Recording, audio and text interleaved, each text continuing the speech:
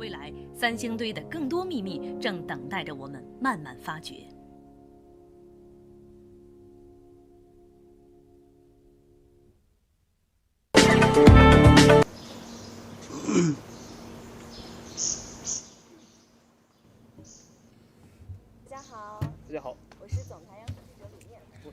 Hello everyone, I am reporter Lu Nian from CMG. I am Wenjin. We are now on the site of Sanxingdui Excavation, and we have an interviewee from Shanghai University responsible for pit number 3, Mr. Xu. Good morning, everyone. Mr. Xu, it's really our honor to have you here, and this is my first time meeting you. I have a lot of questions for you, and now since you're here, we could take the time.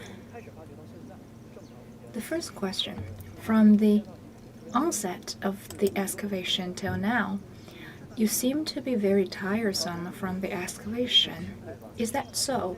Because during the past months, there have been a lot of work, so I'm a little bit tired. And in this excavation, it's the result of cooperation between different universities. For example, the Shanghai University and the Sichuan Archaeology Academy. And this task is a combination of different technologies and cross-disciplinary cooperation. And now, could you please brief us about the updates? Those are the photos from yesterday. It's a bronze product. And you were personally there? Yes.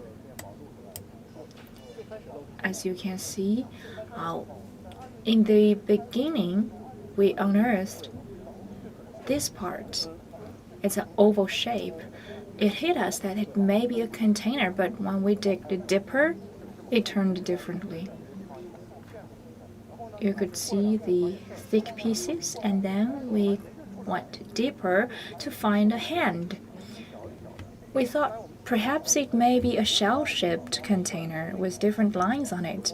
Then we had an expert from the museum, according to whom there are stents. So we were struck. We believed that those must be hands. And then we unearthed the head, so the entire figure was out. But in between, those initially were covered with earth. So it was a surprise when we went deeper to find those ornaments beautifully. That is a square panel. It's connected with the other parts. And we were suspecting that maybe there was something more. But this part was covered. What next? We start from the side. We cleared away the earth around that part to discover the ear. And then we learned that this head is connected with the upper part. And then, since the superficial surface was covered with ivories, so we took out the ivories to unearth this national treasure. It's a bronze image, and it looks exactly like this photo. This is the front, and as to the back, there are a lot more details, and we need to do more to reveal the back. And you can see the ornaments. It has an ox head and dragon body. And could you please zoom in to show our viewers the details? This is the teeth. It's in the shape of an ox head. And that is the teeth in its head. It's sharp. And the body is in the shape of a dragon. And it's related with the Han philosophy of being centered. And that part is related with the bottom layer.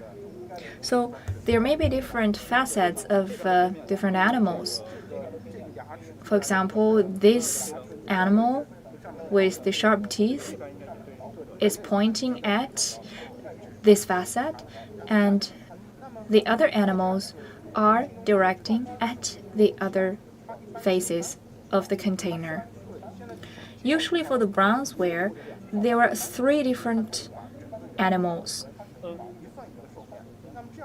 It's like the 3 animals are dividing the whole circle into 3 parts.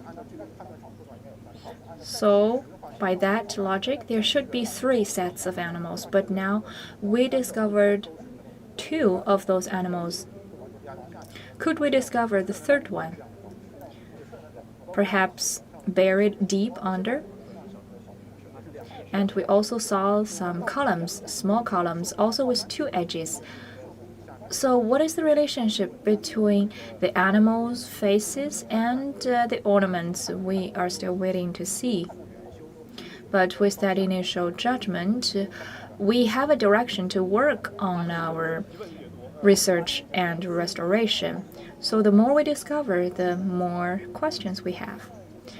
For the mysterious night, the point is the image was shown to us as the last show, yes, because the face was covered by the ivories, yes. What next? We have to take out the ivories, and it's very long. The ivories were long. It's quite an exaggerated artistic expression. It's almost as large as the ivories. Behind it, what's the processing procedure? How to make it? According to our understanding, it's a typical southern style in the Shang Dynasty as a bronze container. Usually for those containers, they come from the downstream and midstream of Yangtze River, but this bronze product is unique to Sanxingdui. Possibly, the container and the figure might be pieced together afterwards through the processing. We cannot see clearly the details on the surfaces, but one thing we are clear about is that it looks quite weird because the container seems much larger than the person below it. So, why is this stark disproportion? It may not come naturally. There may be the processing afterwards, as it looks strange, but that's just our presumption. We have to do X-ray scanning to look into the inside. That will help. But if this container and this figure was produced by the Shu Kingdom all at once, then that's another story.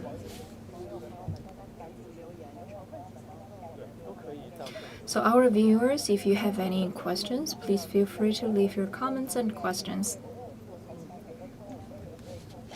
Since this discovery is a result of cooperation between different entities, and we have a lot of support and experts to answer your questions, and Mr. Liu is born in the 1990s, so please don't hesitate to ask questions. Now let's look at the panoramic picture. This photo was taken in March during the live streaming of CCTV. We could see a lot of ivories in it.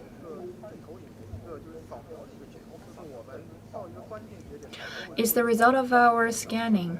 At some critical time point, we will establish a module based on the scanning technologies. In mid-March, we took the scanning of all of those objects layer. For example, the wine vessel, Zun, was there, lying down. So it was probably taken in mid-March. And we have done something on it. For example, the ivories lying on top of those objects were taken out. Those ivories couldn't be found now in this pit. That's the north direction. Exactly in that house behind us. That's pit number 3.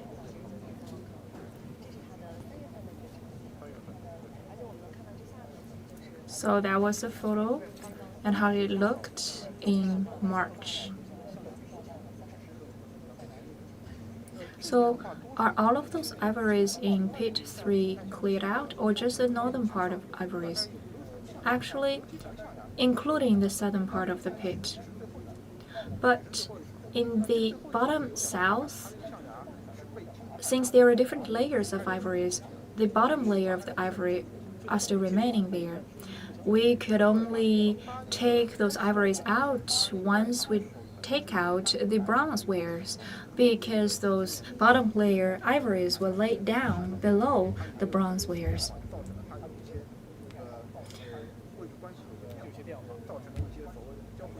Because over the years in the history, there may be the overlapping of those relics and the ivories, and their positions changed along the way. So it doesn't mean that when they are put on top of the objects, after years passing by, the ivories will remain there on top. There will be some geographical movement to change their positions. Now let's look at the new looks of pit 3.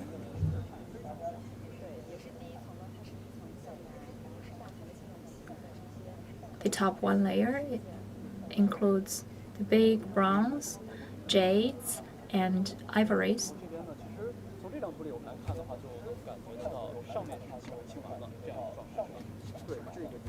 So from the photo we can conclude that the top layer was already cleared. All the ivories in the north part of the picture are gone, and the bronze products are unearthed. And there are some strange objects. We haven't seen such shapes before. They're very unique vessels. And for the bronze and ivories discovered in pit number 3, they are already over the number of 100.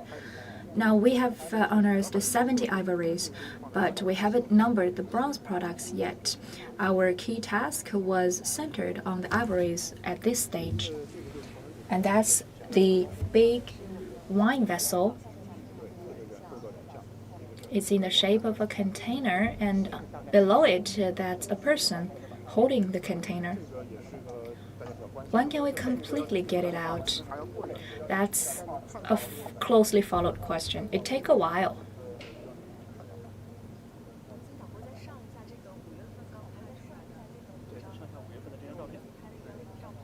So our viewers will see from the smaller screen the newest photo in May.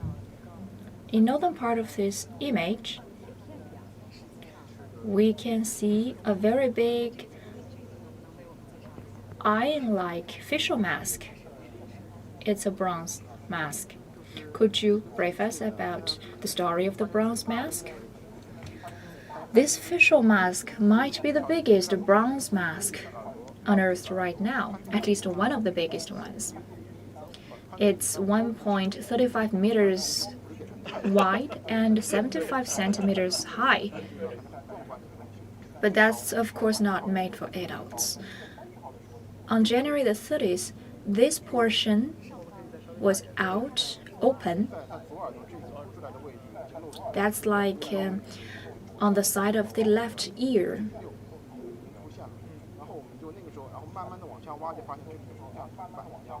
Then we dig further to find the coin-like structure, and then we suspected that it might be a facial mask.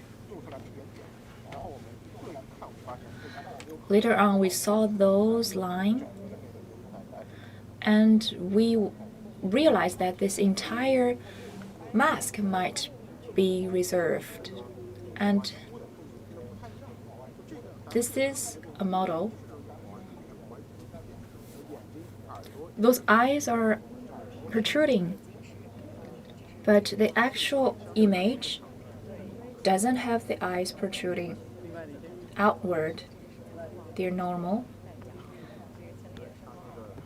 Some experts suspect that this might be representative of Chenzong King Lord. And our official mask is quite similar, but the ears are shorter and the eyes are not protruding outward. And when we unearthed the official mask, it's face down. So we discovered ears first, left ear, this part, the line first, and then the left ear, and then the official mask, and then we went rightward. So when you discovered the left ear, you already concluded that it might be official mask, yes. And we were reassured when we discovered the right ear.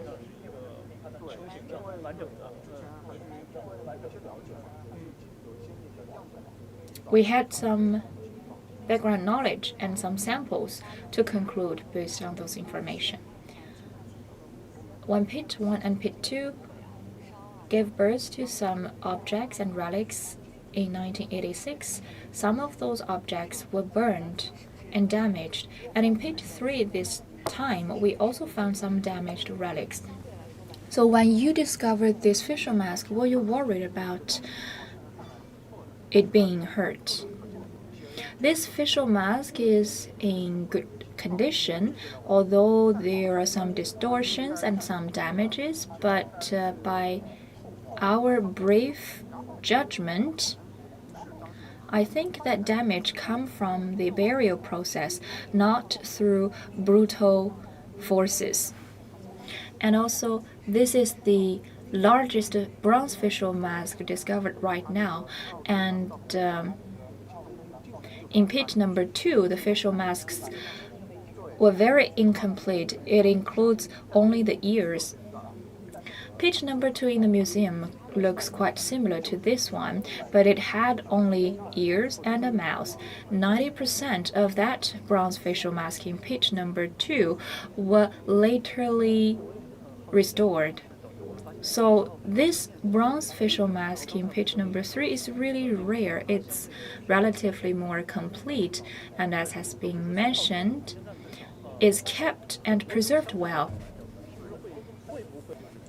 And most of those bronze products discovered in pit number 3 are well preserved. So do you think in general in the burial process, pit number 3's objects were more well buried compared to pit number 2? So based on the different levels of damage, we found the majority of those relics being damaged, like being hit or burned, but that's not the case in pit number 3. And most of the damages happen afterwards during the burial process. But as to the actual conditions in pit number 2, we are not very sure. We need to do a very thorough comparison to see that what kind of damage is caused through the compression during the burial process. For example, the earth may put pressure on the relics. Then you cannot call it artificial damage. It's happening naturally by the earth.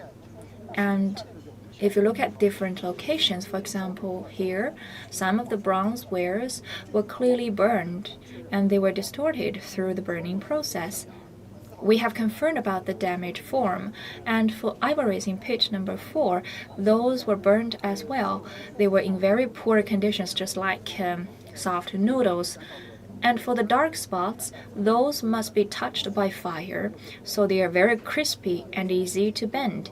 And for the others, they are in very good conditions. So for pit 3 and pit 4, based on our current comparisons, our ancient Shu people might have different handling process of the relics buried in those 2 pits. In addition, from our angle, it's not clear, but if we walk 10 meters further beyond pit 3, that's pit number 2. So judging by the depth, the sizes of the pit, they were quite consistent and similar. So those two pits might be related in some way. What's your take on it? That's another critical question. People are curious about the nature of those different pits, and there are different arguments, but we don't have a consensus yet. So the thing is, the time periods of the different pits, did they take shape in different time periods?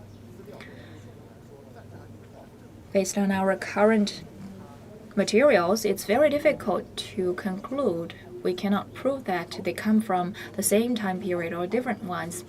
In archaeology, we usually divide the relics into different stages. For example, in decades, bronze products look the same, and then they turn to different appearances after decades. So we usually divide by different decades, but that doesn't help with typology in this question.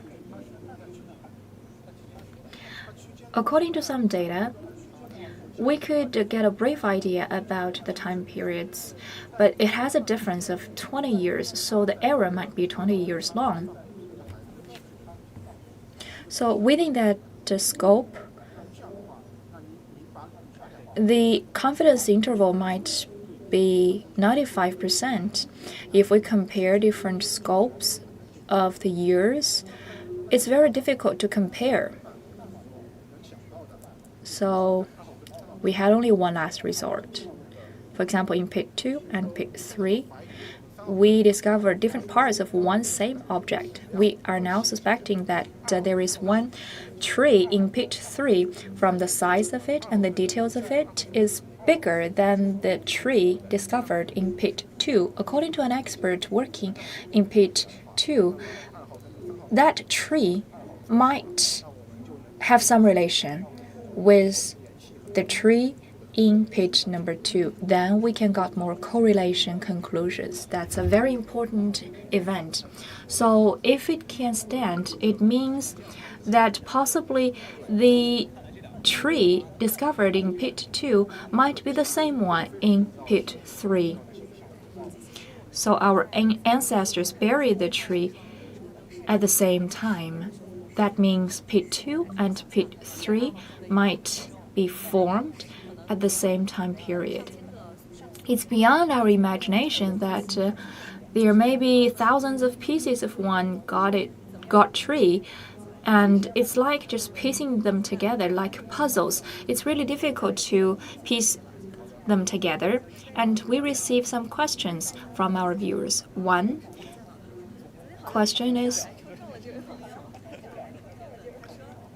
by the name of him, he got our lottery yesterday. He said that why was the burning, and what's the meaning of the burning of those relics? That's also a topic for us to study.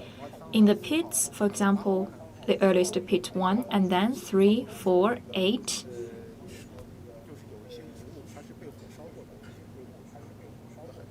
We discovered some of those relics burned. For example, the entire layer in pit 4 were burned, and in 8, we discovered another layer of the dust of those burnt objects. So such sediment of ashes from burning these relics give us some idea about the ritual of burning relics, and then it's like when the ashes rose up into the sky, it's like flying into the heaven, but we are not very sure about the ritual. So such a burning procedure might have something to do with their beliefs. But we need to take a holistic view. For example, the techniques, the materials, but now we're still at the beginning of the study. So the key is we got answers from the discovery, but we had more questions about it. So that's the answer. You can take notes about the answer. So it might be one way to pay their homage to their ancestors or their gods. Another question is when will all of those relics being unearthed and when will they be presented in the museums to the public? We can of course accomplish the task by the end of this year, but since the piling up of the relics is quite complex, so it doesn't happen very swiftly. We will just work around the clock to get them out. So the actual deadline depends. There might be more discovery, but anyway, we can accomplish it by the end of this year, and we will try to be as fast as possible. Yesterday in the Miraculous Night event, we discussed with Zhong, saying that the relics are in such a large number that they couldn't be stored. So according to the prelude, there may be some new museums to be built to store and collect those relics, and all of those objects are quite delicate. Now, since there are so many more objects being discovered in pit 3, it's really painstaking for our experts to collect them together. Do you think that pit 3 excavation process is really a very delicate procedure? Yes. What's this screen showing us? It's pit 7.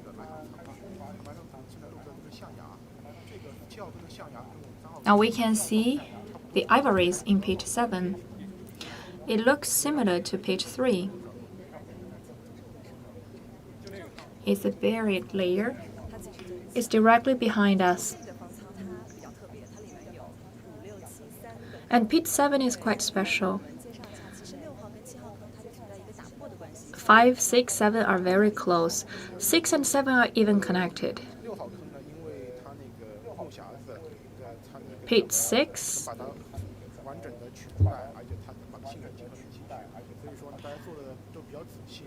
give us a lot more detailed information, so our excavation work goes on slower.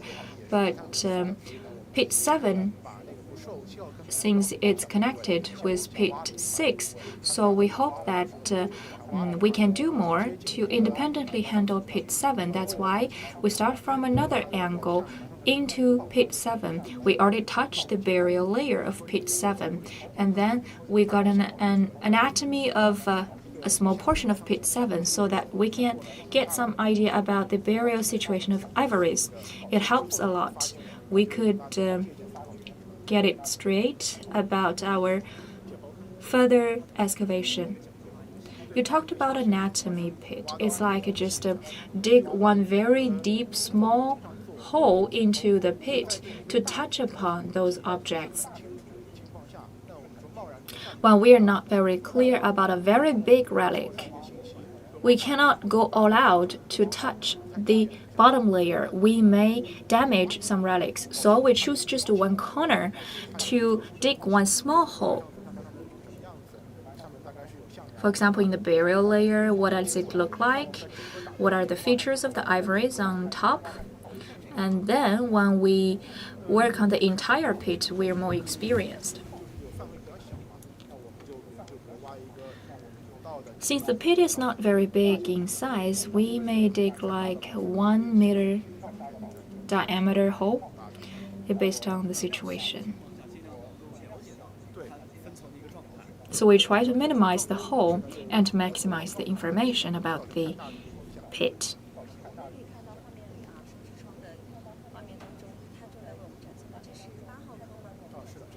Now in our smaller screen, that's pit number 8. From the last time live broadcasting, they are still discovering the ashes. Now from pit 8, they discovered already 2,000 different relics in very smaller pieces like jade, bronze, and there are also some pieces from architectures burned to red.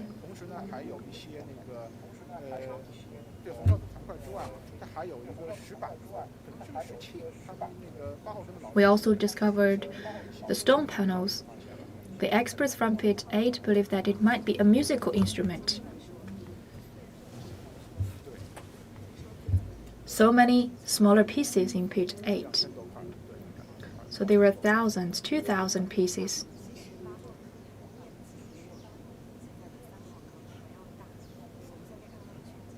And pit 8 is bigger than pit 3. Pit 8 is the biggest one in the site, and right next to it are pit 1 and pit 3. As to the area of pit 8, I heard it's 20 square meters, above 20. I'm not very sure about the number because I am not working on it. What about pit 3? 14? About it, around 15 square meters. So in this archaeology task, cultural relic protection and archaeology excavation go hand in hand. Behind us, it's the pits, and beyond those pits, that's another room for cultural relic protection. So the unearthing and protection work go hand in hand. Also, during the excavation, we utilized a lot of relic protection techniques. Yes, indeed. This time, we had a very close cooperation with relic protection. For example, we work along with the cultural relic protection and the review of the relics. Some of the very professional and technical cultural relic excavation work is handled by the protection team. So we work together. For the first bronzeware discovered on March 22nd, what did you feel about it on that day? I was really expectant. I was thrilled.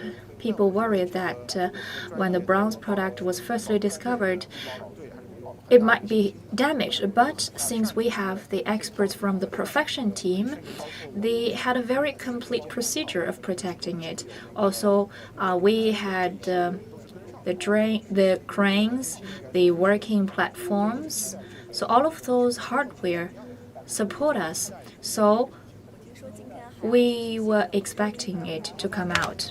I also hear that today in pit 3 there will be more objects to be taken out of pit 3.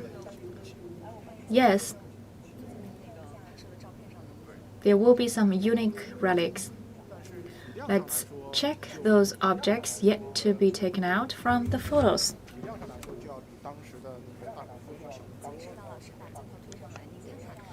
They are much smaller in size compared to the first bronze wine vessel. About 1 to 2 hours later, what will be the next unearthed object from pit number 3? It's around here. So now let's take a guess. Our viewers can take a guess. Could you give us like 3 options, and then we can take a wild guess about the next discovery? It's a bronze product. If I have to give you some hint, I have to say that it's a very unique bronze vessel in Sanxingdui, and also this bronze product has nose and eyes. It's very difficult because there are so many bronze images in page number 3. Could you give us more details, like is it an animal or is it a person? That will kill the fun. Alright. One viewer is leaving a question. The name of this viewer is called The Mosquito Living in the North Doesn't Bite the Southerners. That's a really funny name. But actually, I am vulnerable to the mosquitoes. It's asking about whether those objects and artifacts on your table are the cultural relics. Of course, no. Those are the creative products, and they come from the original relics in shape. We have other questions. For example, for the Sanxingdui relics, how do they express the integration of different culture and civilization? For example, the Shang Dynasty culture with the other cultures, like with the Central Plain area culture, like Liang and Chu. For example, directly judging by the products like bronze, the bronze technology could be sourced back to the plain area in central China, like during Xia and Shang dynasties. The bronze civilization came into being, but then it was transmitted.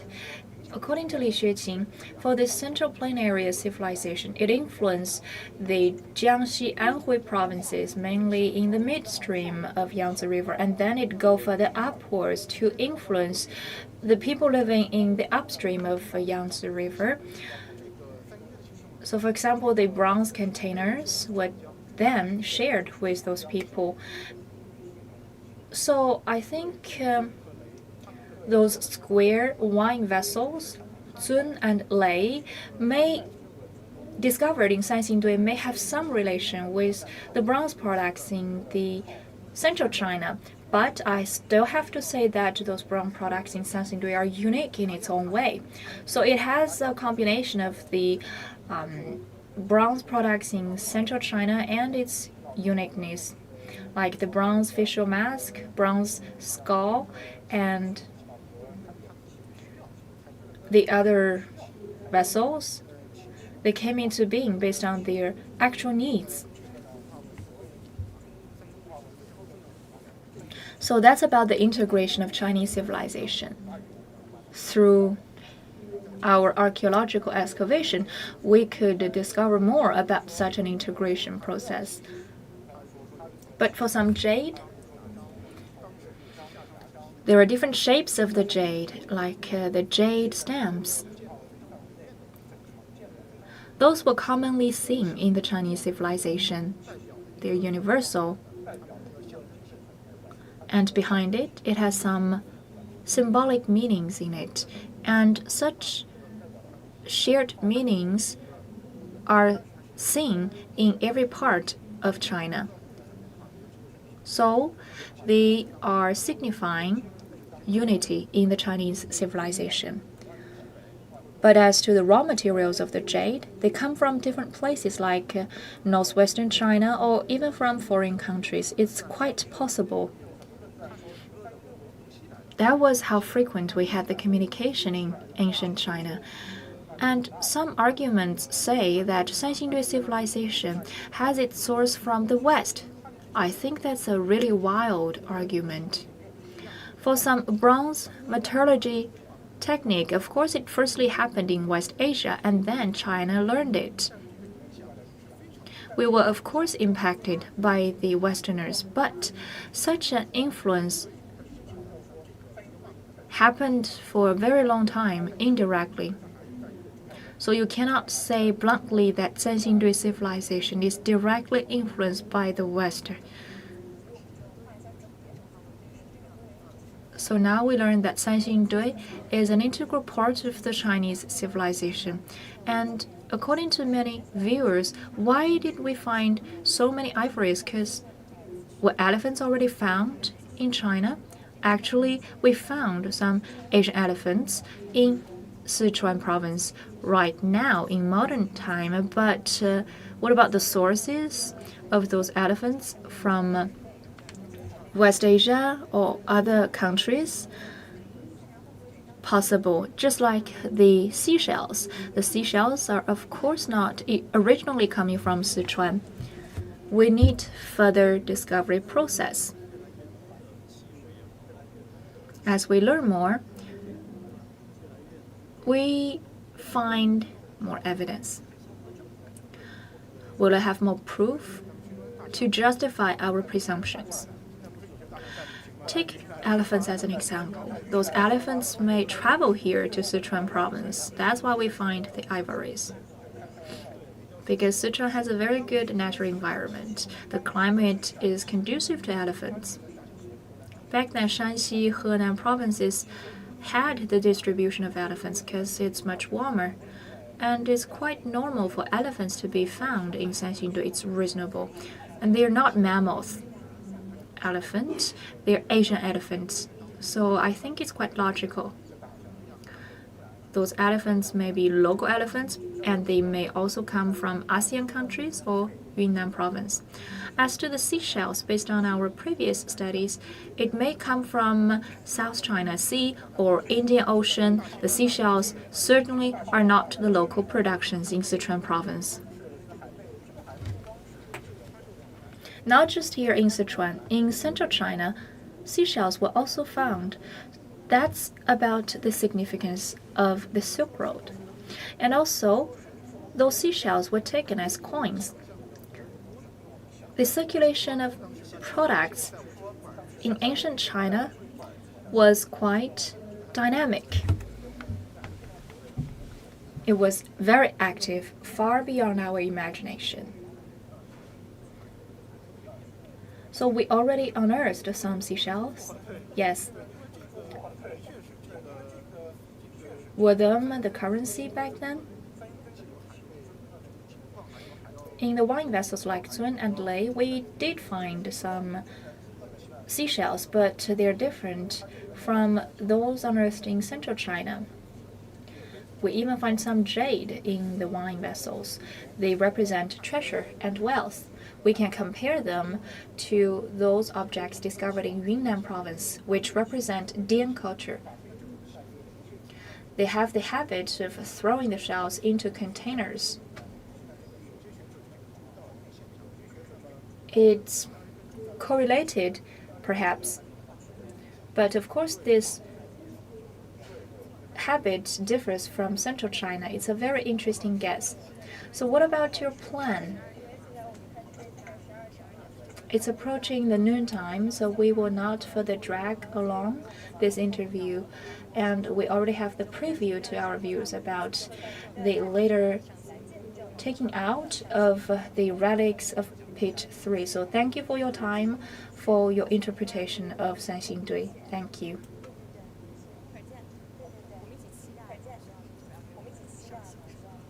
Now let's stay tuned to look forward about what's next in Pit number 3. And as you can see, this seat is still put here. We have another interviewee. Mr. Xu was inside, and he is the professor from Shanghai University. He has 2 titles. He's a researcher on the Sanxingdui site, and he's also a professor in the university. And this archaeology task is paid close attention by different universities, including Sichuan University, Shanghai University, and Peking University. What's your feeling coming here? I came here yesterday. That's my first time here. Previously, I saw the news on TV, but when I come here these days, I was impressed about the cutting-edge archaeological techniques or the research techniques. They have established a very particular room for the pit to protect them. We haven't entered into the rooms yet. I'm looking forward. I heard that it's quite moist inside. So another preview. Tonight, we are going to enter into the rooms. So there will be an evening show tonight at around 8 o'clock p.m. We will enter into the rooms to look closer at the pits. And then we can have first-hand experience about the status of those archaeologists. As I said, advanced technologies impress me. And on the other side of the rooms, there are some protection rooms. I will leave the next question to Mr. Lei, who is yet to come. For all of those unearthed objects, they have to enter into the protection room first or to the other places. I'm not sure. As we say, protection and excavation go hand in hand. Now let's look at the smaller screen to see the panorama of those rooms. There are 4 rooms with 6 pits. From our angle, on the left side of it, that's K1, that's pit number 1, discovered in 1986, and on the right-hand side, on opposite of K1, that's K2, pit number 2. And the farthest from us, that's the iron house, and in that iron house there are 4 emergency layers. So that's for the rescue of those relics discovered. And with our restoration, we will further send it to other places for professional keeping and restoration. Now I see, so we will do the initial restoration and then we send them to the cultural relic stations for professional treatment. Next, let's welcome Lei Yu, the station chief. Since 1986, he witnessed the entire process of excavation in Sanxingdui. So he's really stationed here in Sanxingdui starting from 1986. We need help to call Mr. Lei and invite him here. We are waiting for him.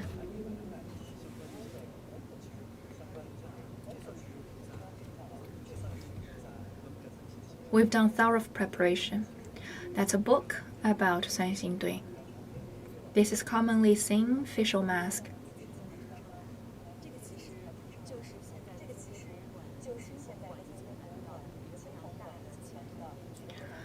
That's a very big bronze facial mask. You can see it when you enter into the doorstep. It's discovered in page 3. But the thing is, the real object in page 3 is much bigger. By calculation, the facial mask might be bigger than the previous one in page 2, and the rare thing is it's complete. Compared to the other pits like pit 4, which was burned, and pit 2, which contained a lot of smaller pieces, pit 3 is much more complete. So I think it's more helpful for the researchers with pit 3. In addition to the bronze facial mask, let's look at the back cover of this book. It's a gold mask. I heard that this time there will be the unearthing of a gold mask. Yes. In page 3, we already saw some bronze masks, some of them with gold covers, some others having their gold facial mask falling out. But as has been reviewed by Mr. Xu, the next object to be revealed to the public from page 3 has eyes and nose. So I guess that he gave us a very clear hint. With nose, with eyes, not person, then what? Maybe you will see another animal mask from page number 3. I remember that since March, when this work started in Sanxingdui, you came here. So what's the most impressive thing in March to you? I was stunned coming here. That's the first time for me to come close to such a modern and a technical site of archaeology. And when you really saw those relics, for example, yesterday night when you saw the light show, you were amazed. Imagine that you come to the site of those relics. The feeling was profound. The most impressive relic to me is not big. It's a very small one. It's just like the thumb. Imagine that it's as big as our thumb, and under our microscope, it could be further magnified by 500 times. And we look at this ivory. To look at the engravings. It may be 1 centimeter big, but there are 20 different engraved patterns, and they're in strict sequence and order.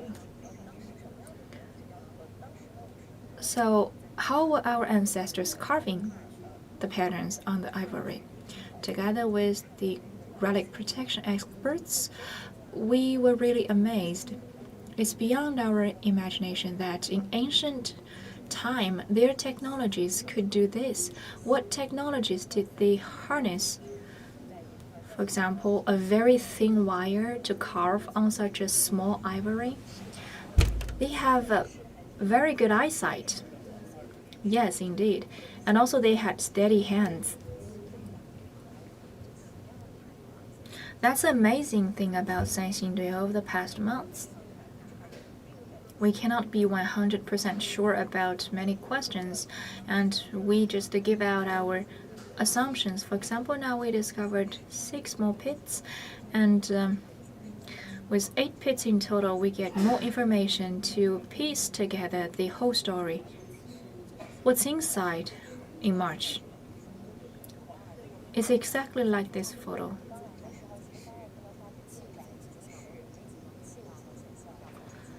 When we came, the objects were shown. We saw the first layer of ivories and some of those exposed bronze. In pit 5, the gold mask was out. In pit 6, the wooden box was out. We opened the box together, but the wooden box actually is not out yet from the pit, because after all, it's kept in the pit for 3,000 years. It's very fragile, so we go very carefully about taking it out. And according to the archaeologists, we hope to take this wooden box all together as one, so as to better protect it. That's why they are hesitating about how to do it. Yesterday, the updates go that even though we cannot see very clear about the earth-like wooden box, we discovered textiles. They have discovered the silk protons inside the box. So it's probably that this wooden box was used for storing clothing. And 3,000 years ago, in ancient Shu kingdom, silk was already used. And we will learn more about their costumes.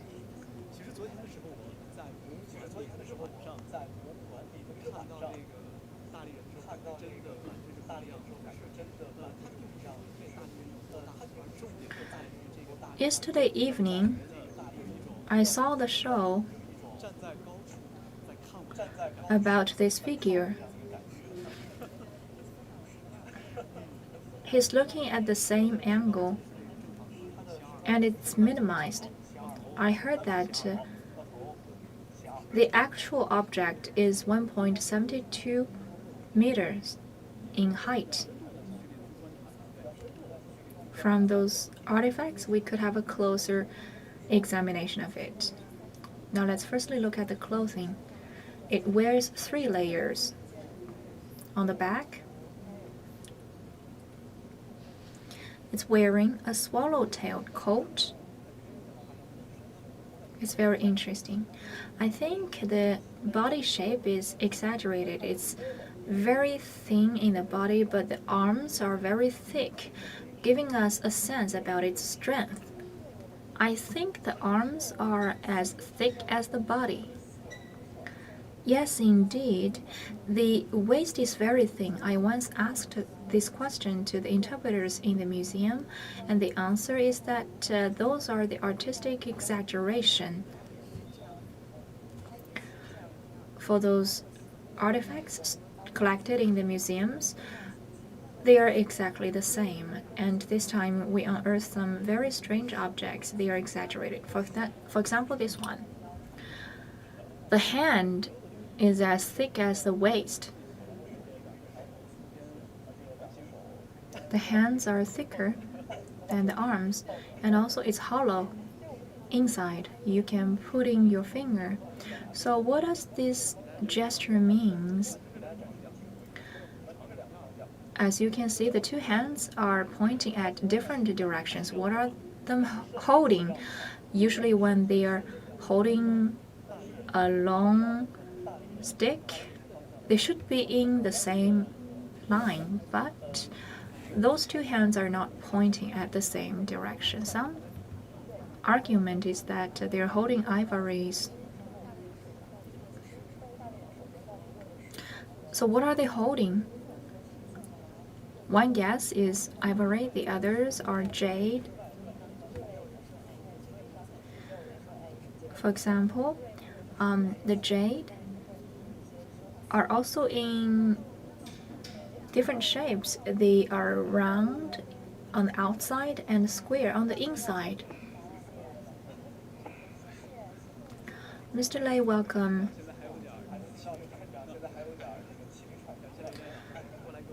Mr. Lei's panting from the walk. And we received a lot of questions from the viewers. Could you please say hello to our viewers? So, dear viewers, Lei Shu from Sanxingdui Station. We will answer the questions one by one. Firstly, let's talk freely. What are you up to recently, and what are the progress?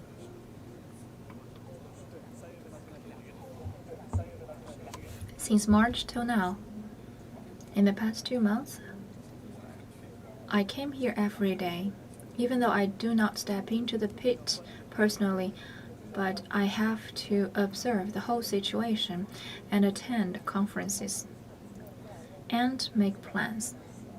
So you were working non-stop every day.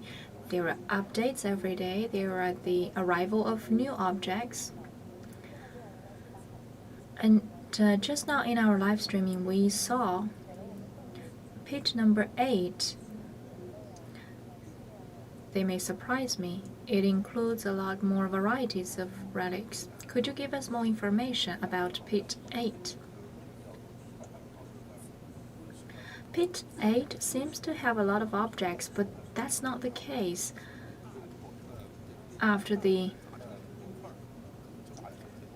big tree was damaged into thousands of pieces, people seem to have a false idea about so many things being stored in pit 8, but it's actually coming from the same relic, broken into pieces, and those pieces are very heavy. For example, one branch. When I first lifted the branch pieces, one hand couldn't work. It was weighing 4 to 5 jin. How long is it? It's about this long.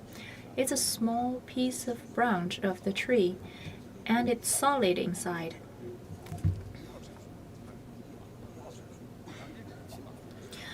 The tree discovered in pit 1 was hollow, but this one is solid. If we can restore it, it may be heavier than the tree in the other pits. If it's solid and it's big,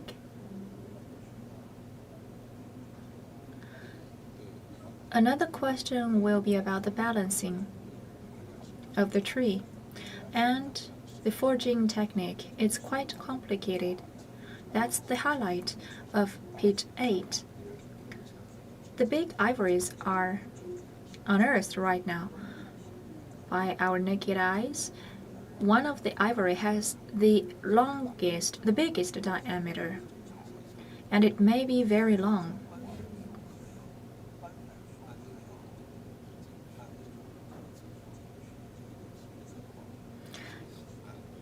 By the calculation of the diameter, it may be as long as 1.6 to 1.7 meters.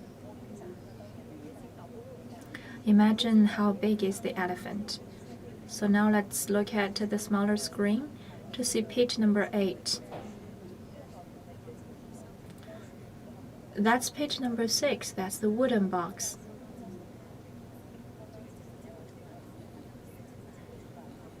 The testing result shows silk protons. What about the other updates about pit number 6 and the plan of it? With naked eyes,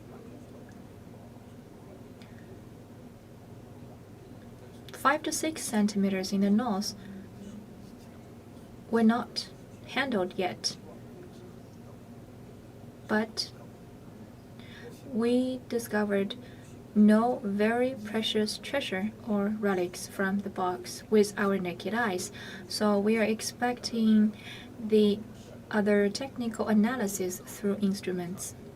Since we cannot see anything with naked eyes, but for such a high level of wooden box, it shouldn't be empty in the beginning. So there may be silk, furs, but with time passing by, those things will disappear. That's why we cannot see anything with naked eyes, and we will resort to technologies to analyze. That's our conclusion. And at this moment, silk was found. When we look closer at the wooden box, we discover the cinnabar. So this wooden box must be very high level. It's really strange. In eastern part of the box, it was empty. Sorry, in eastern part of the pit, there was nothing, but on the west, we discovered the box, and there was no objects found. So this box might have a different functionality from the usual ones. So in this one square pit, our wooden box was to the west at one end, and the width of the wooden box and the length of the wooden box. Sorry, the length of the wooden box is exactly the same with the width of the pit at 1.7 meters.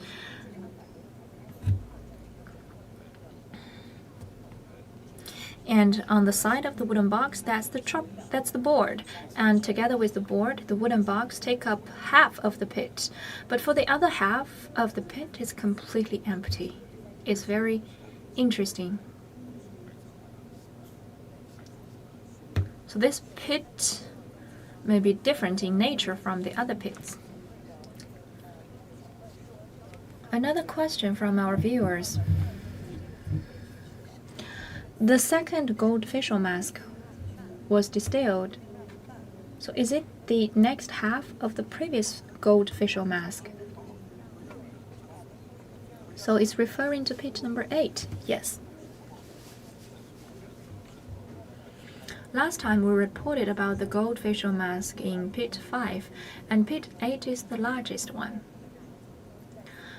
We discovered the gold facial mask, although only half of a complete mask in pit number 5, but for the gold facial mask in pit number 8, it's different, and we are not short of gold right now. We discovered so many gold products in pit number 8, perhaps decorating the tree as the leaves. Since the restoration of pit number 8 in April, it lasted about 1 month. Will this restoration take further longer of the tree? Not as long as before. With the technologies and fund, it will be completed quicker. And after all, we are in a hurry to look at the complete look of the tree. Another question from the viewer referring to the bronze facial mask, perhaps this one. Why are we seeing so many bronze facial masks in so many pits? Does it mean that the facial masks were worn very commonly by the general public? Not the general public, impossible, because the bronze products in Sanxingdui were concentrated in these several pits, not in the relics area, and also they belong to different time periods. So we can conclude that those gold facial masks were worn by the royal families, the elites. They had the largest number of those facial masks. Our viewers can leave your questions now. Mr. Lei, based on your experience here, this time we are seeing such a big shelter, so many rooms established. So those technologies are helping archaeology. So what's your feeling about it? Technology is powerful. the traditional archaeological methodologies couldn't offer us sufficient information, and that's why we employ many technologies to help archaeology and have a better understanding of those relics. Not just relics. Land filling. The filling of the earth is also handled technically. We took samples from the earth, from every pit. It's heavy workload. We had an entire wardrobe for those earth samples.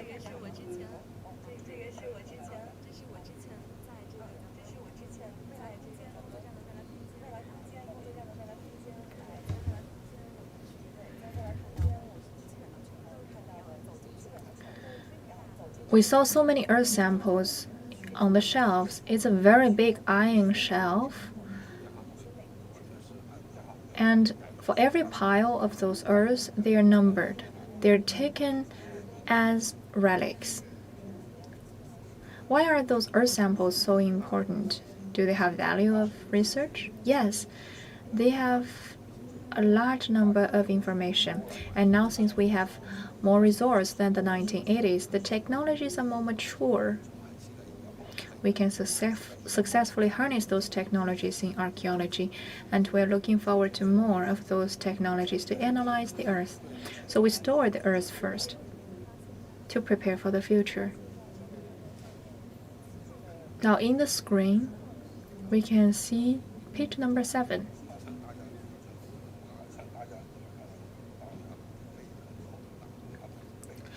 Someone jokes that pit number 7 is dragging behind because pit 6 damaged pit 7 a little bit, so it has to wait until pit 6 is treated, particularly the northern part of pit 7. We are now having an anatomy in the southeastern corner of pit 7.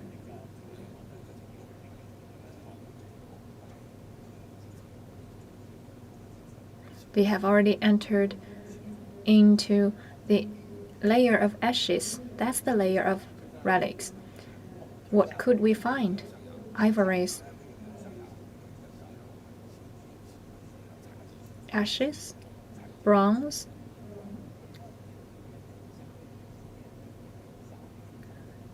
What are our experts doing right now? What are they picking?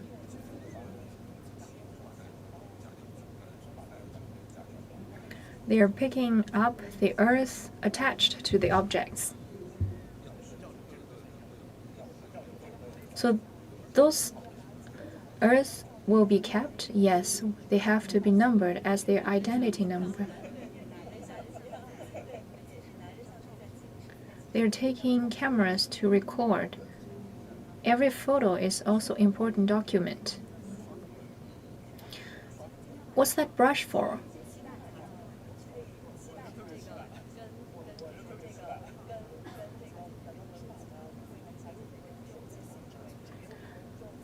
Tonight, we are going to show our viewers about their archaeological instruments.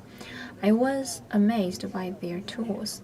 They have the oil brushes, like those seen when we are barbecuing, and some of the brushes are used for our eyebrows. Some are used in calligraphy. I even saw some tools used for tooth picking in hospitals. So they have so many sorts of tools in case of different scenarios and different objects. The cultural relic protection staff are very careful and responsible. They have so many tools at their disposal. Previously, we do those tasks by ourselves. We had 2 to 3 tools, but this time with the protection staff here, they have dozens. I'm really looking forward to tonight. Very interesting. And what's more, for the bamboo sticks, they personally make, they differ a lot. Some of them feel like The spoons we use to eat ice cream, some are with the patterns of flowers. Very interesting. I heard that in 1986, in your archaeological work, what's the tools used? Hammer. We used hammer to dig. Shovel.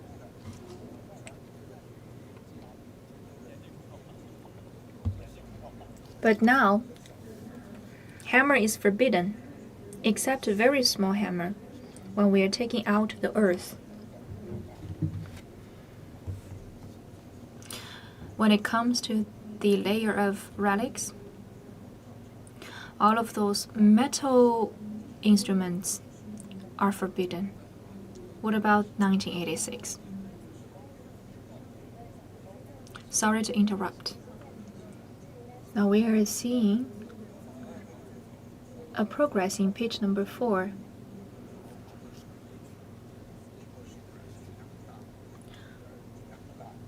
We found similar things in March.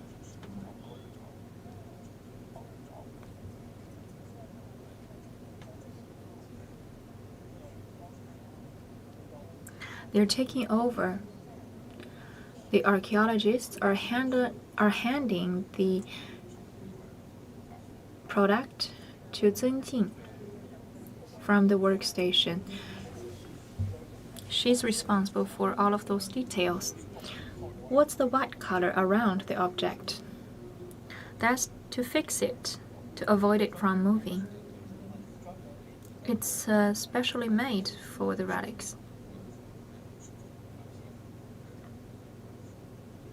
We have made so many different models to fixate the objects.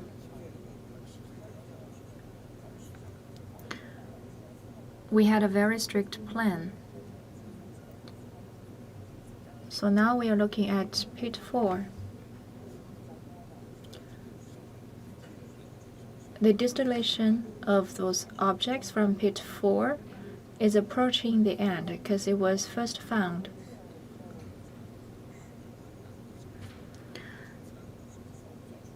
And the jade product was now sent to the testing lab. How long does it take on the same day? For safety concerns. And the bottom layer is exposed. The black color represents the buried things. The yellow colors are the bottom of the pit. Different from the other pits, pit 4 was more burned. That's why we are seeing so many dark colors. That's the shape of an ox head. Ox? No, sorry, not ox, but actually the head looking sideways. The head is turning leftward. There are 3 of them, maybe coming from one same object, so the hand is also turning left.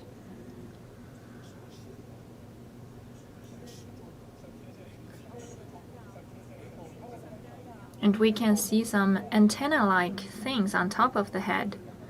It's copper lines. And on the end of the copper line, now let's imitate the gesture.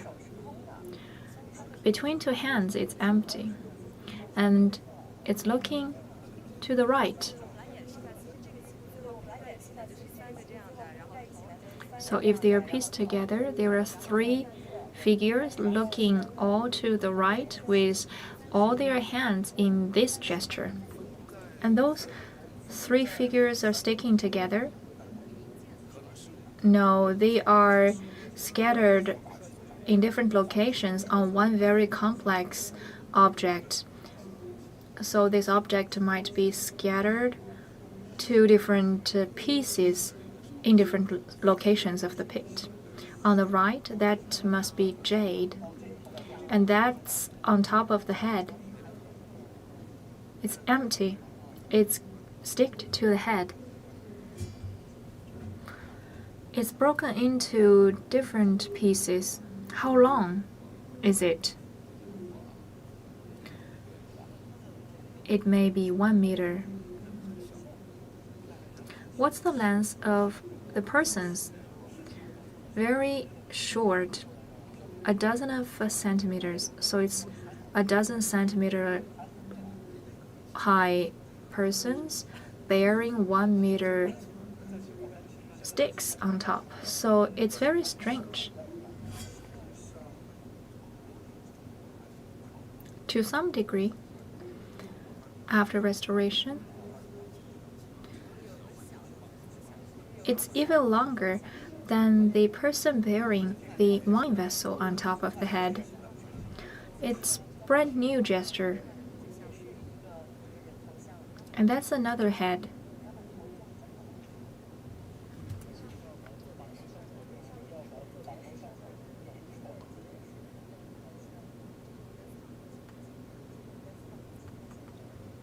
So that's the new discovery in page number 4. 3 figures.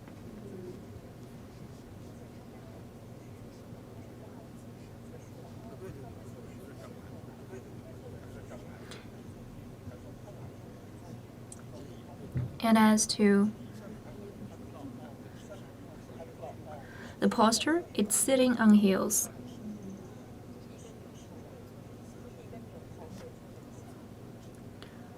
So this figure is sitting on heels and looking sideways.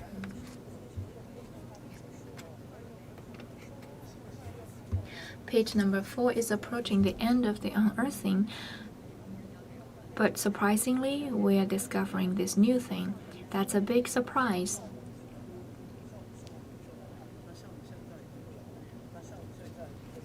As you said, it's approaching the end. For the bottom layer earth, will they be taken as samples? Not really. If they're raw earth with no traces of human activity, we don't need to take samples, except you are from the field of environmental studies. You may need to test the environment back then.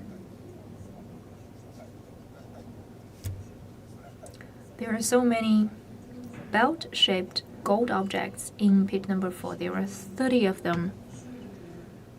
Any judgment about the functionalities? They may be attached to the wooden structure. For example, as pieces of gold, they are like the ornaments of the wood. And the wood already disappeared.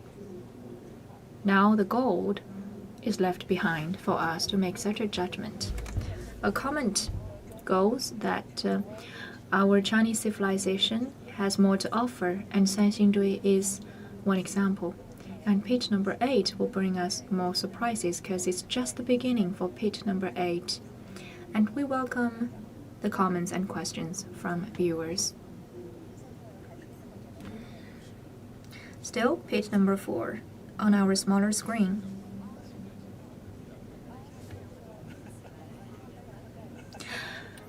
Dan Yang will join us tonight. Dan Yang is responsible for page number 4.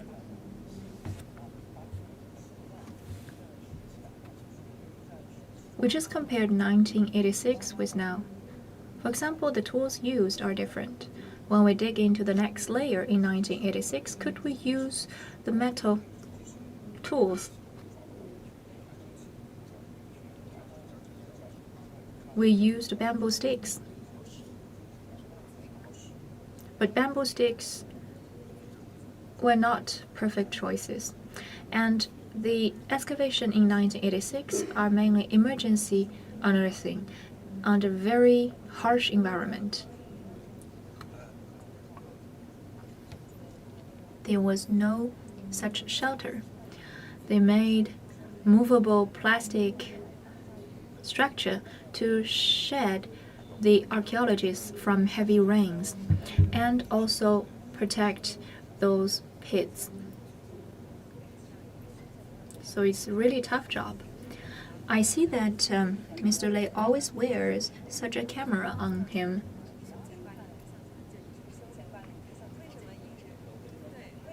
I heard that if you see someone taking a camera on the side, it's Mr. Lei. Why is it? It's my personal habit. I like photographing. And I also think that even though we have professional photographers, but people may have different perspectives. The photographers are not archaeologists. They may not know exactly what we need. So I take photos from different angles. And what's the difference with the photographers exactly? The photographers usually only center on the objects. They don't take in the people. So I took photos about the status of those archaeologists, including how tired they are, and I show the interaction between people and objects. According to my understanding, you are taking record of the entire archaeological process, so this process is made alive. Through different conditions of our archaeologists and different scenarios, I am restoring those moments.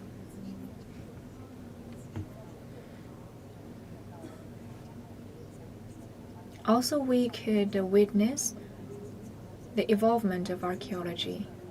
In the beginning, we started from plastic shelters as an emergency response to this excavation. After 1988, the national level cultural relic protection entities were taking shape, and all of those cultural relics on Earth must be reported and applied. After all, archaeology is a process of damage to the relics, so there was a cap on the depths we dig. And as the technologies were not that mature, the damage is even more severe. So we do not actively dig. If we do, we must have an academic purpose. For example, you want to learn different phases, different dynasties, and nature.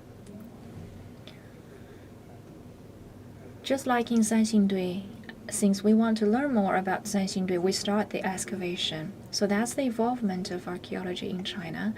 Now, archaeology is supported by technologies. It's really a technology-based archaeology. It's unique to China.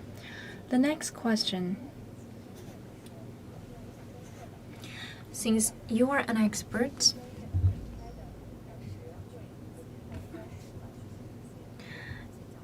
when you're taking photos, you must have different perspectives to interpret the archaeological process. For example, you're taking photos of people, and you may take photos of the objects. If it's the objects, what's your thinking?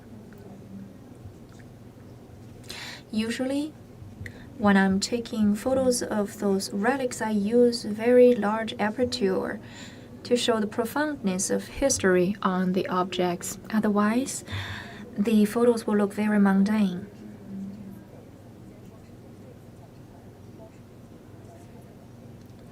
Also, the archaeology on Sanxingdui this time is multidisciplinary, and as to the distribution and composition of the archaeologists, we see different age groups. It's very scientific.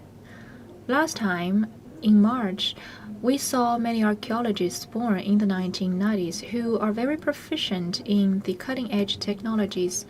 When we interviewed those young archaeologists, we found that the veteran archaeologists may not know enough as those youngsters. What's your take on it? That's a very good combination of different age groups.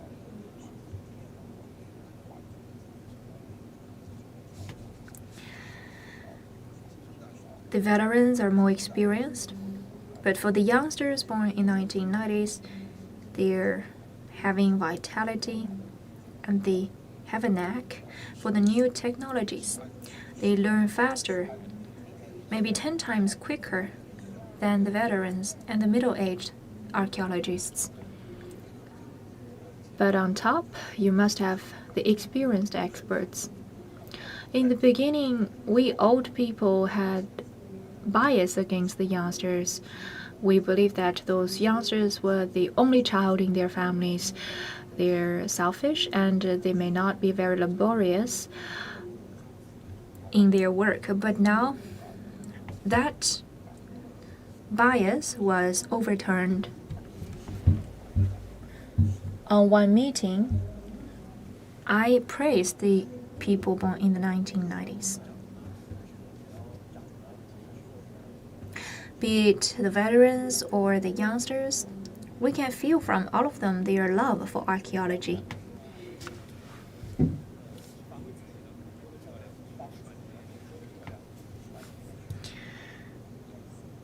Only with love can they accomplish the task. When Premier Li Keqiang came here, he said that you are so young and you're doing archaeology. Can you really be composed and calm enough to do this task? People tend to believe that archaeology is a marginal major, so very few students will choose archaeology when they apply for universities.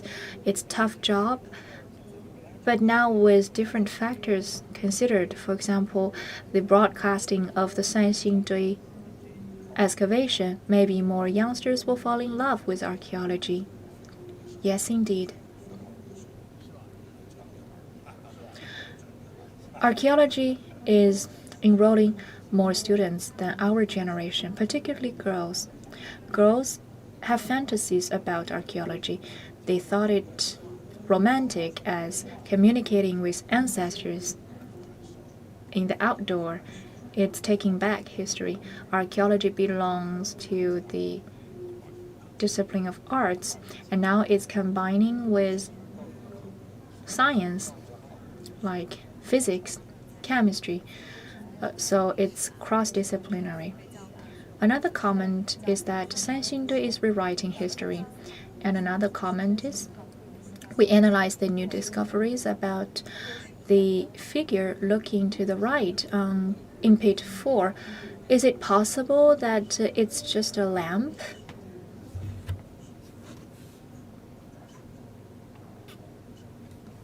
It's possible if the figures are kneeling down on a big object. The lamp is possible. The first time I saw the tree, I thought it was a lamp. It's like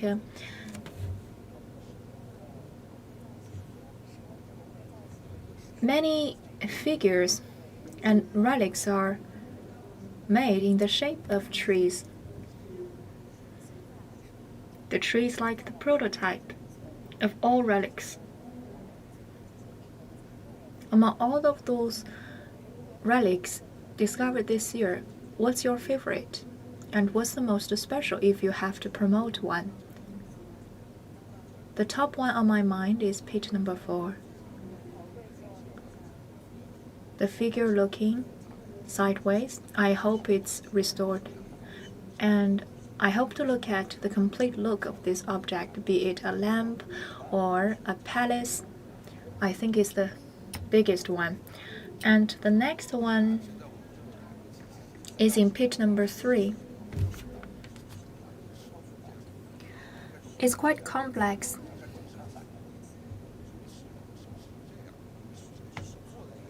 In the beginning, we thought the hands are put this way, but actually it's holding upwards, maybe holding a jar. Could we get the photo? I'm really curious about it. That's it.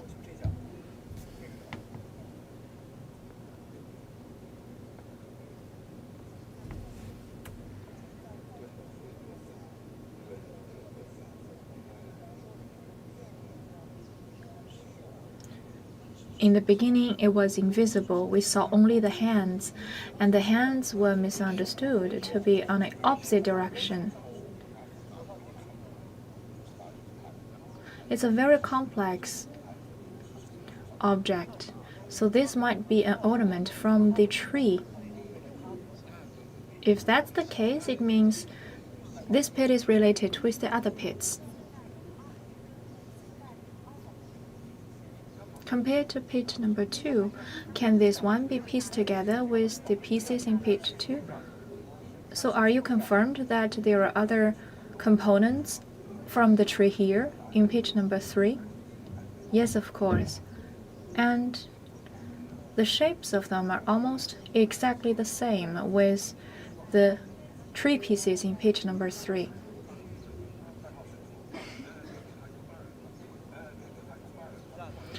So we collected the pieces of the trees in page number 2 in the museum as one half, for the other half is here. According to the expert responsible for page number 3, it's for sure that those pieces will be complete once put together with the pieces from page number 2. And as to the sequence, they're in parallel. The first layer was covered by ivories, the second layer, bronze, and then jade. So this one is from layer number 2, even though in very small pieces. So for such a sequence, it's exactly the same as that of page number 2. Same size, same sequence, and I think they're like twins. Page 2 and page 3 may be twins.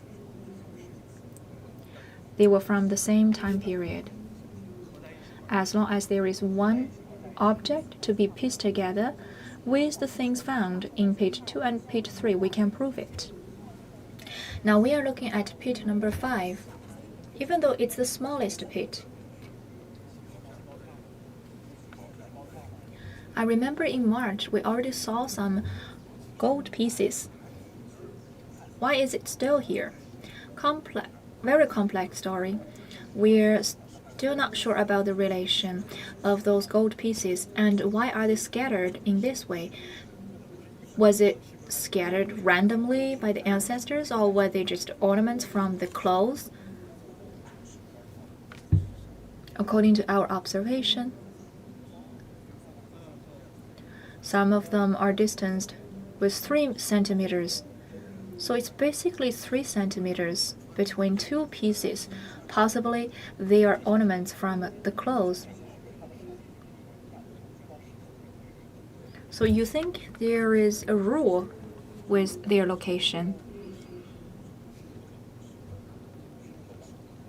It may be a string of gold beads worn by people like the sorcerers.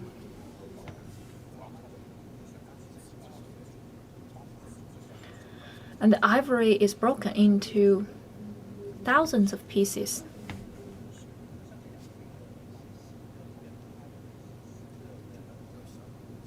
So, in the past 2 months, do we have any new progress from page number 5? Very limited progress. We are having an overall distillation of page number 5. How to do it?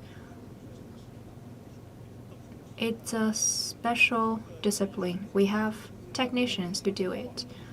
Do we have to slice the entire page number 5 into different segments? No, we take it all together. When I was asked my favorite object of the pits, I shared the story about an ivory carving.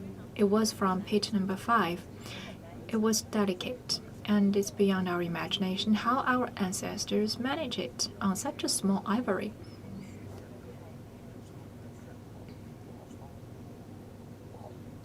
I think they need a tool with a diameter of less than 0.5 millimeter. So it's just like the thickness of one hair. We're also seeing some jade from page number 5. So we found gold pieces, ivory carvings, and jade, and gold facial mask, and bird-shaped gold decorations. We discovered the tail of the bird, quite similar to this artifact. It might come from the clothes as well. We believe it might be from a pendant.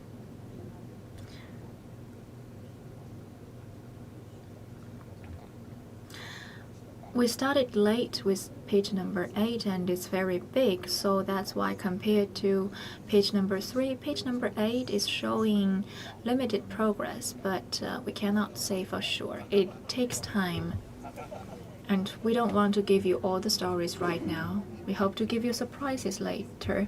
And another question is, when will this entire excavation task be accomplished? When can our general public see all of those relics? By the end of this year. Excavation work will be done by the end of this year. When will the relics meet our public? There will be some exhibitions to meet the needs of the visitors. But if we need restoration, the museums usually have such a restoration center which is open to the public. You could enjoy the entire restoration process through the windows. Now we are seeing another ivory objects from page number 5.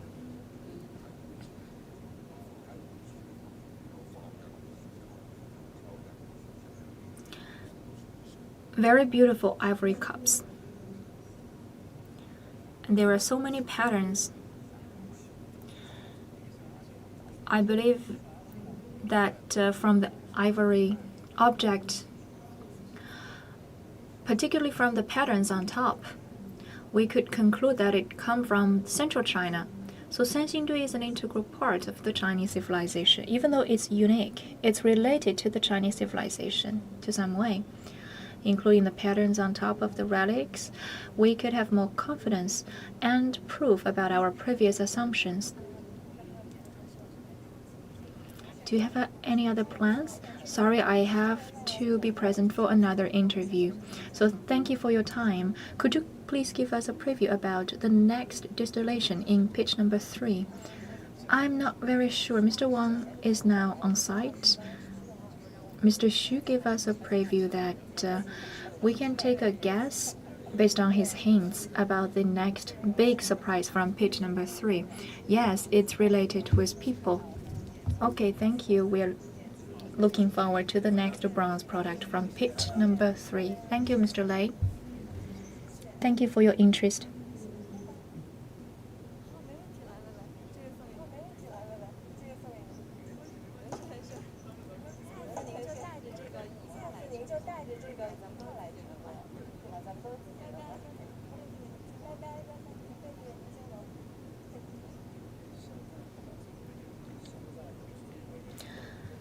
Sanxingdui is a hot topic right now. Lei and Xu are very busy. Mr. Lei is really interesting. He's cute. Mr. Lei seems to have a lot to share with us. We are really getting along with the archaeologists being here. I envy you. Tonight, we will see more. Taken by our friends, we will learn more and see more. The first time I saw the process of the archaeology, I was amazed. Again, since I'm here tonight, I will repeat your feelings. So, for your information, around 8 p.m. today, you will have more. Please pay attention to CCTV showroom, and we will bring you the inside look of those rooms at night time. But of course, it depends on whether we are lucky enough to observe their work over time at night. According to my knowledge, they do the recording in the daytime and they analyze at night. If they need more materials at night, they have to come back to do the recording. So if that's the case, we can follow the steps of those archaeologists. So if they come back for recording and testing, they will unveil the pit. Of course, we cannot interfere with their work. If we are lucky enough, we can follow their steps into the pit. If not, we can be by their side in the labs. So let's stay tuned. Please allow me to review the information we had this morning. Interestingly, there will be new surprises from pit number 3. They will be revealed to the public. We are taking guesses with eyes and nose.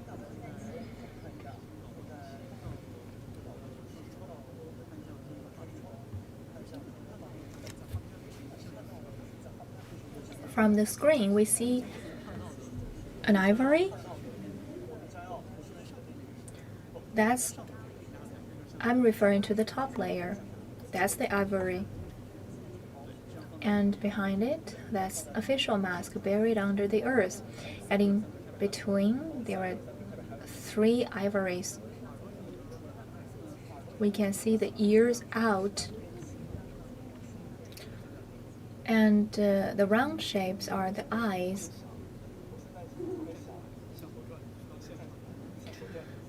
I am very eager to stand up and move to the side to see it with my naked eyes. And now from the screen, it's very clear. I think 3 ivories are on top. And the facial mask is upside down. Also, the ears seem to be very big and complete.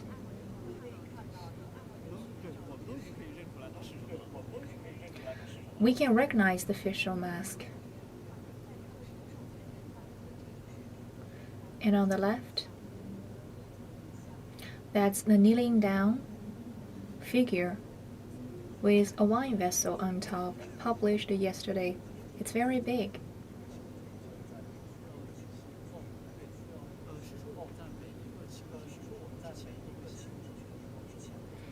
So when we are distilling every relic, we will firstly use the 3D printing technology to do a module. When we distilled the wine vessel, the archaeologists worked together with the protection staff through 3D printing.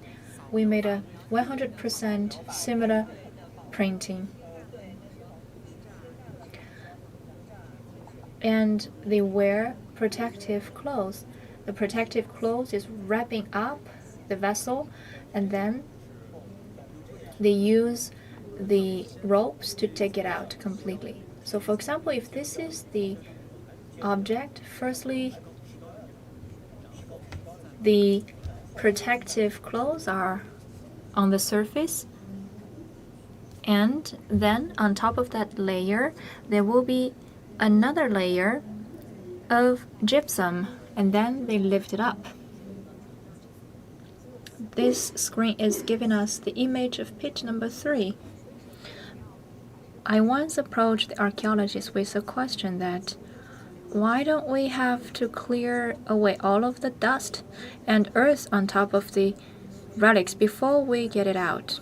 They say that the earth are having information, so we take it together out with the relics for further analysis. I'm really looking forward. It's now facing down. It's waiting for us to turn it over, and it's waiting to see this modern world. What is this? This is a jar, a bronze jar. I guess that is related with the sacred tree.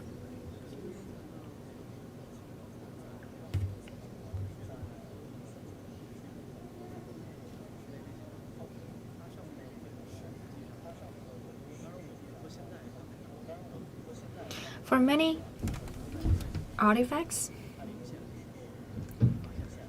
and relics, it's very clear that they come from the culture in central China. And Sanxingdui culture seems to be interactive with the culture from central China. So many relics in it, and we are really fortunate. Even though when we enter into the rooms, we cannot see so many details, so I really enter our photographers.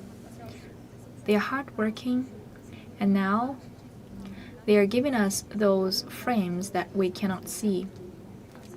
even if we are on the side of the pits. They are standing very close to the pits and the relics. The details could never be revealed years ago, so we have to exclaim how advanced our technologies are. And right next to the jar, we see the shining gold relic.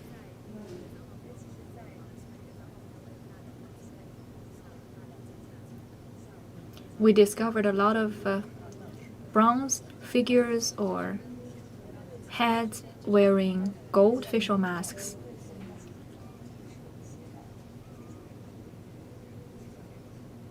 I heard that the gold facial masks will have to be taken from the bronze with our hands when we are restoring it, because it's very soft. For example, the one from pit number 5, when it's extended, we didn't know that they are so big.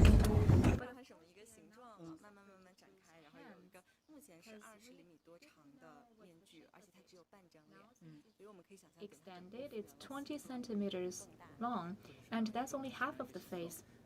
So when it's completely restored, it's gonna be perhaps 40 centimeters and even bigger.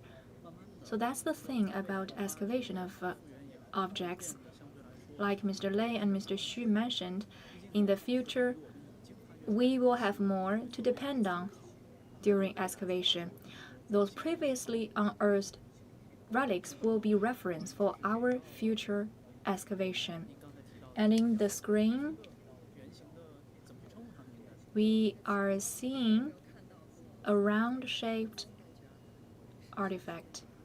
I've never met it before. I believe it to be from the tree.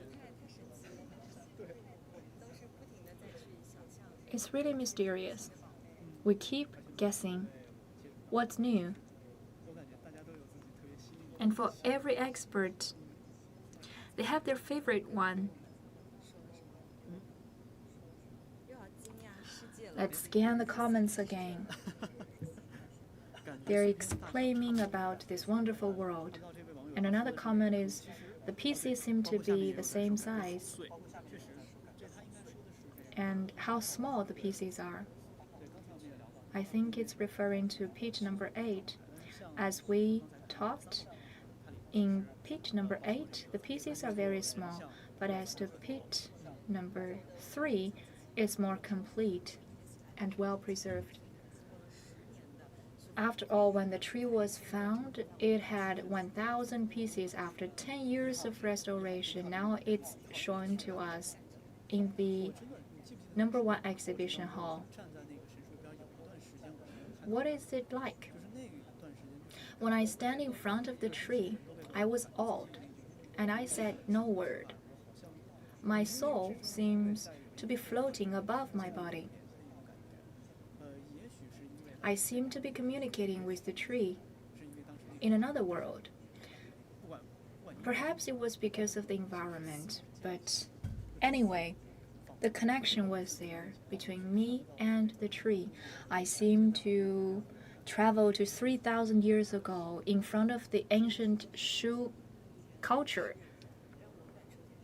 For other relics, for example, the one impressing me is the powerful figures in very tall. Standing in front of the figures, I don't even dare to breathe. The moment was sacred. That's it. With more relics to be revealed, there will be more of such feeling. A comment is, the eyes are opening to the souls. Yes, indeed. Mr. Xu and Mr. Lei showed their enthusiasm for Sanxingdui and excavation through their eyes. And Sanxingdui is one integral part of the Chinese civilization, so you're really paying attention. Very well said. As we communicated with the professors with more unearthed relics and more details, we certainly can conclude that Sanxingdui culture is one integral part of the Chinese civilization, and between Sanxingdui culture and Liang and Shu cultures, they are interdependent. for example, from the objects of the jade and bronze. Another comment is giving us an emoji of crying, and the words of the chief of pits. I was hearing the words before, like the chief of pit number 3 or chief of pit number 4. It's very funny. It's like a nickname because many of those archaeologists are young people. So we don't call them the one responsible for pit number 3. We call them pit chief. And we advised Mr. Xu about calling him pit chief. He said, "For sure, I am indeed digging the earth every day." That's a very interesting story about excavating in the earth. Mysterious place, I do want to come. We welcome you here. I came yesterday, and I think it's worth it. Yesterday, Jingyi came from no sleep the previous night. Sleeping is not important anymore. Seeing the relics is really important. This morning, I almost sleep over because my clock didn't ring this morning. Sorry for that. And we are reliant on those technologies. For example, our ancestors rely on their naked eyes, their steady hands, and their tools when they are carving on the very small ivory. Very thin patterns. What are they using? From this book, we can see some of those relics once found in pit number 1 and number 2. Those two looks like the hot pot. It's related with the Sichuan culture.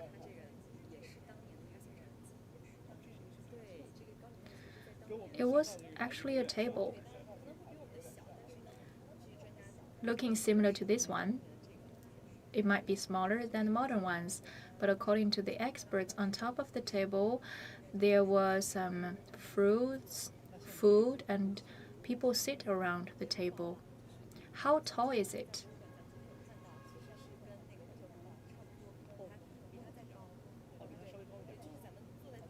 Not very tall, because the ancestors sit on the floor.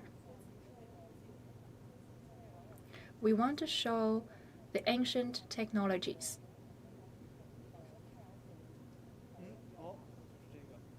We want to show you a special one. It's the sun-shaped wheel.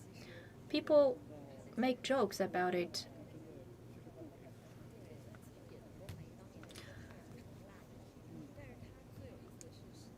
And it shows us that our ancestors worshipping the sun. It looks like the steering wheel. And look at how round it is. And it's divided into 5 equal parts. I really envy their mathematics. Very evenly distributed 5 parts.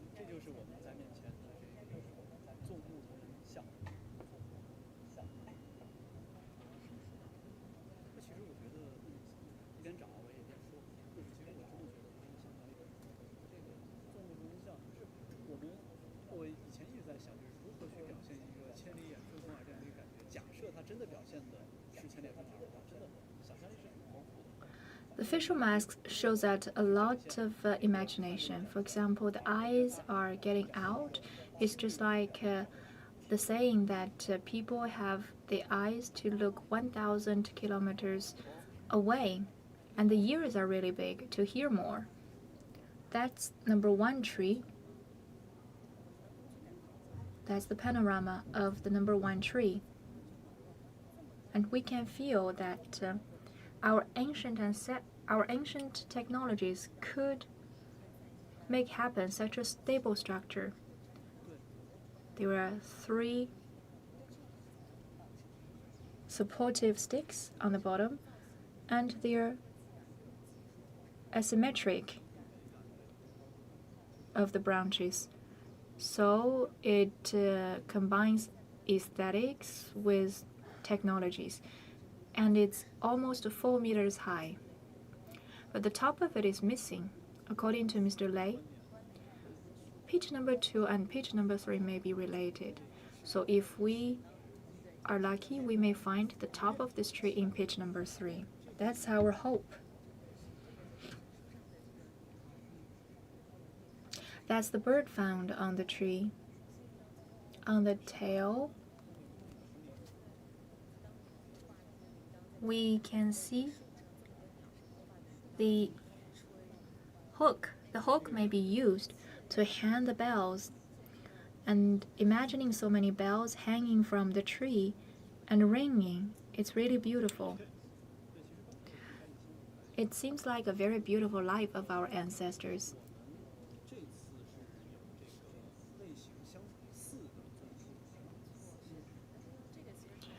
This time we had similar wine vessels found. In pitch number 4, there was a square-shaped wine vessel. That was the first scientifically unearthed. Even though it was not firstly found, but it was the first scientifically unearthed one. And we have to be careful with the wording. The netizens say that in the Taipei Palace Museum, there is one relic, very similar to that wine vessel. So now we have more information.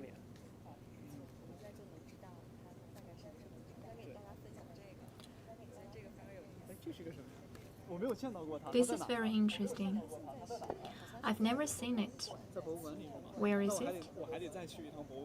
It's now in the museum, in floor 2 of the bronze exhibition hall. What do you think is it? Dragon or sheep? By the teeth, it's very sharp, so I think it's a dragon.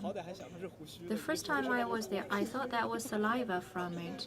I thought it was the whiskers. Yes, it's indeed whiskers. It looks like sheep, but actually it's dragon.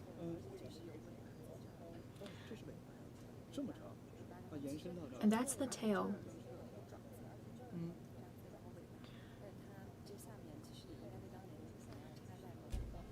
That's the claw.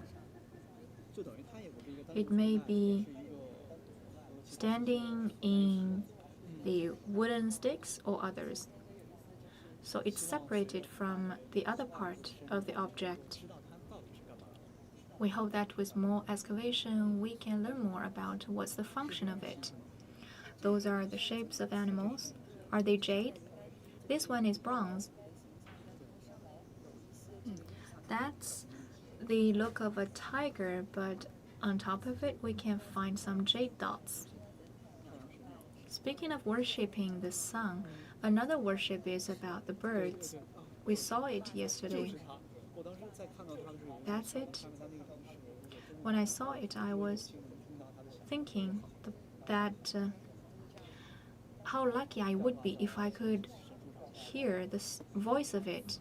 It was hung on the tree.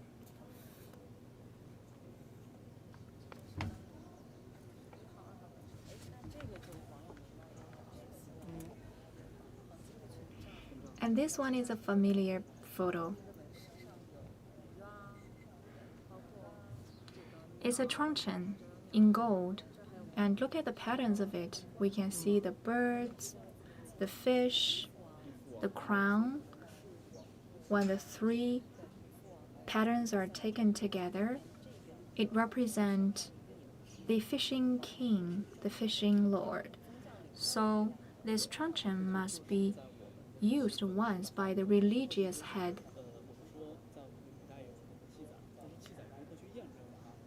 We have records, but how to verify the records? Through those unearthed relics to prove the genuinity of the history. For example, this lord. What's more,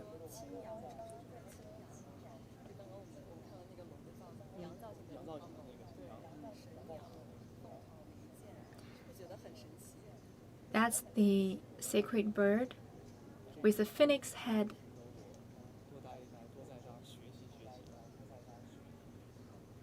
I really have to learn more being here.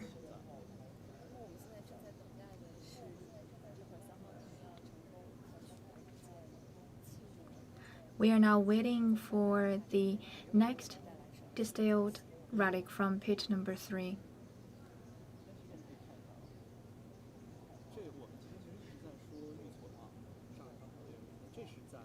We are talking about the jade pendant, and this one is found in page number 1 and number 2. This book is in English, not just in China. This is a very hot topic internationally. We have a documentary for our viewers, and we will learn more about Sanxingdui in the documentary.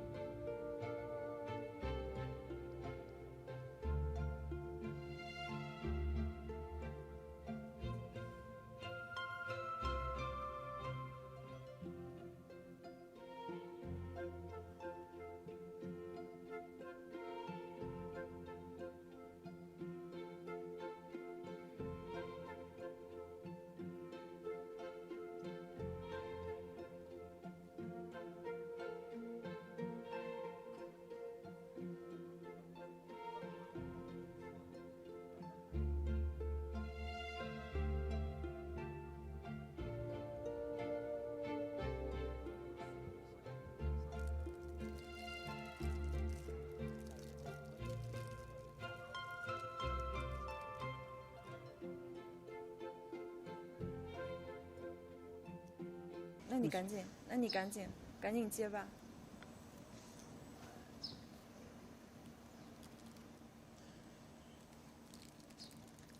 能看到我们能看到生之城的画面上哈，现在正在提取的是 From the screen, 3号坑的一件青铜兽面。 that's another animal face from pit 3. 提取的舱内是吧？我看在旁边的话 It's now put in the container, 是对于它一个信息的记录，对吗？ and we can see the QR code right next to it. That's about the information of it.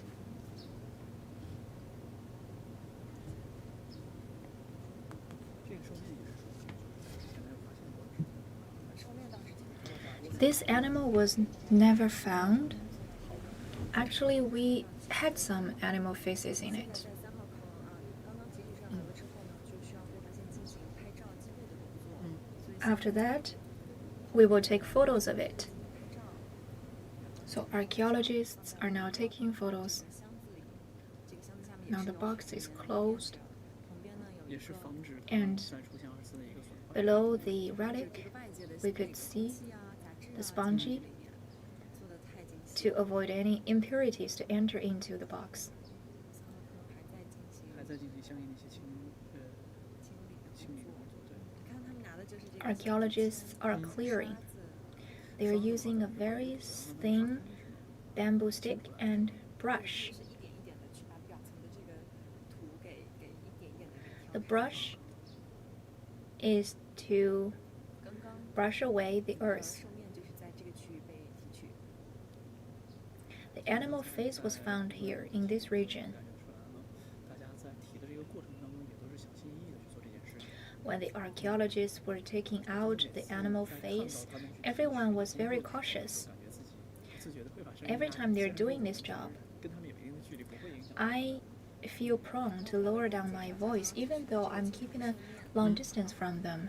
今天呢是在3号坑里提取的这个青铜兽面，也算是正式的跟大家 So 亮相。 today in pit 它的 3, 兽面的 the 宽是 animal 25厘米，高是达到了 face 12厘米， is taken 整体 out. 是一个 It's 扁平的 25 状态。 centimeters in width and 开体比较 12 centimeters in 有类 height. 似人的 It's 五官， quite 但是呢头 flat 上又有犄角 and 嘴 thin. 角也露出 It 来了。 looks quite similar to 大家 the 可以想象一下哈。 look of a person, and there are horns on top of the animal.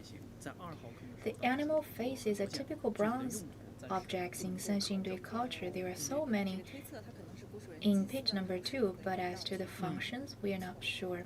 Perhaps it's used for paying tribute to the 我们看到的 gods. 是考古人员在清理另外一个三号坑内的器物，沙子慢慢 Archaeologists are clearing for another relic. 同时呢，我们能感到啊，在这个慢慢清理这个泥土的时候，整个的动作也很轻。 And when they are clearing away the earth, they are very gentle. 就是我们也是见证了这个一件又一件的汽油火，在这段时间不断的去 We are now 检验 witnesses 进入到 of 事件当中。 我是很好奇 so many relics to be unveiled 这个方舱刚刚在这个 right behind us. 取的这个 It's happening. 在藏品当中也看到有工作人员在慢慢的去调整设备的这个位置。对，大家旁边也有这个一直在拍照和记录，然后也有考古人员随时做好准备。 Some of them are taking photos, some archaeologists are standing by, and the blue shelf 承载着我们的 is a manned platform. The archaeologists are standing on it and are lowered down into the pit, so it's a non-contact archaeology 左 process. 边脚的位置是吗？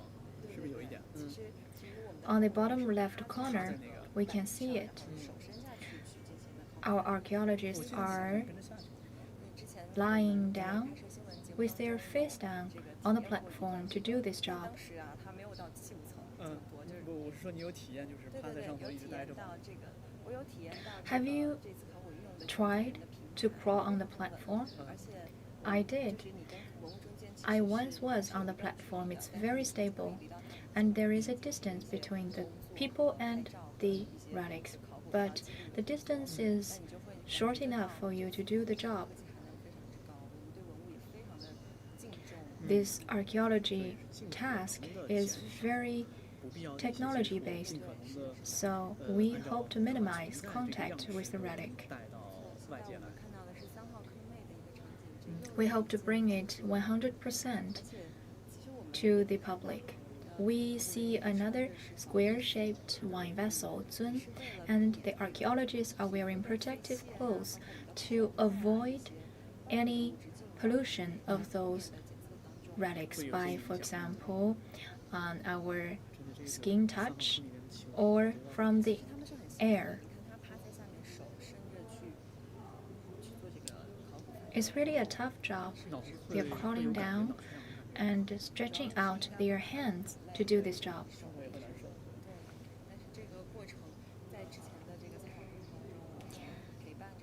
Will suffer from anoxia. And another thing is that it's very tiresome. Usually when we accompany them to wait outside, it takes the entire half day. How much time does it take to take the relic out?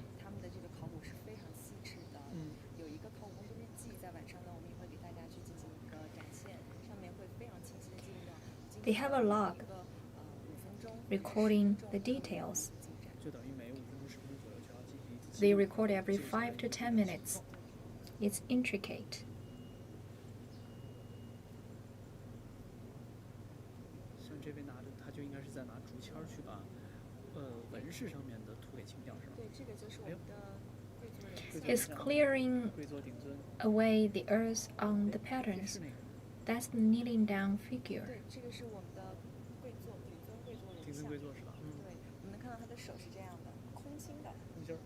拿着是什么呢？ Look at the hands, it's hollow. What's it holding? And it's kneeling down. And on top of the head, there is one vessel almost the same size as the person, as Mr. Xu introduced. 应该说它很有 The vessel 但是下边的这个人像 may come from the other cultures, but as to the figure, it's unique in Sanxingdui. It's an interesting combination. According to Mr. Xu, this might be put together afterwards in the processing. 文化古蜀文化来说，当时他们的一个冶炼技术也是已经很高超了。